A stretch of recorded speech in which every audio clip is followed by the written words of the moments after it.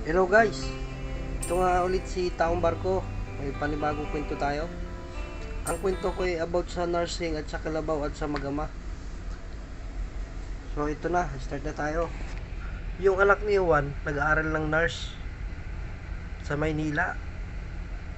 Ngayon, last sem na. Kailangan magbayad ng tuition. Kaso walang pambayad. Kaya tumawag sa magulang na kailangan ng tuition. Sabi doon sa ama, ay kailangan ko ng pang-tuition dahil last sem na namin. Wala nang pambayad. Ay ganun ba anak, wala na tayong pera, pero sige, ibebenta ko yung kalabaw ko. Yung kalabaw na yun, bata pala ang yung ama nila. Kalabaw na niya yun, alaga na niya talaga.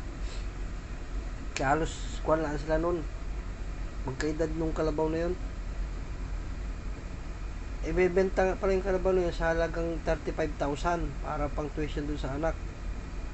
So yung ama naghanap ng buyer sa kabilang baryo pa, dinala. Ayun, dahil meron palang kwan doon, naghanap din ng kalabaw doon, binenta.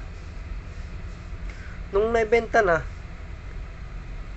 yung kalabaw, so kinuha na nung bagong buyer, dinala sa bukid, tinali na para may kuha na siya, kalabaw. Yung may-ari parang malungkot pag talikod pag abot ng pera kasi pamahal na siya Brazil. So Francisco. Ito guys, oh, dami ito. Pag talikod na naluluwa na siya, wala siyang magawa dahil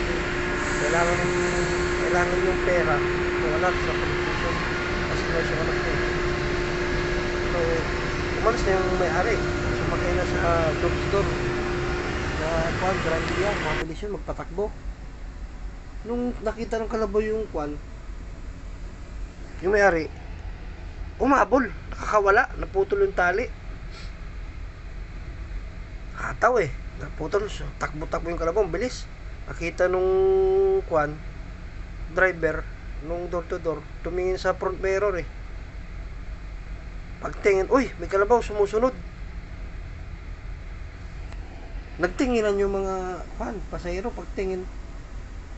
Oo nga po, no? Tapos sabi ng driver, parang pagod na, nakalawit na yung dila Sabi ng dating may-ari, ay ganun po ba? Hayaan nyo po at uuburtik yan. Yun lang po guys, thank you.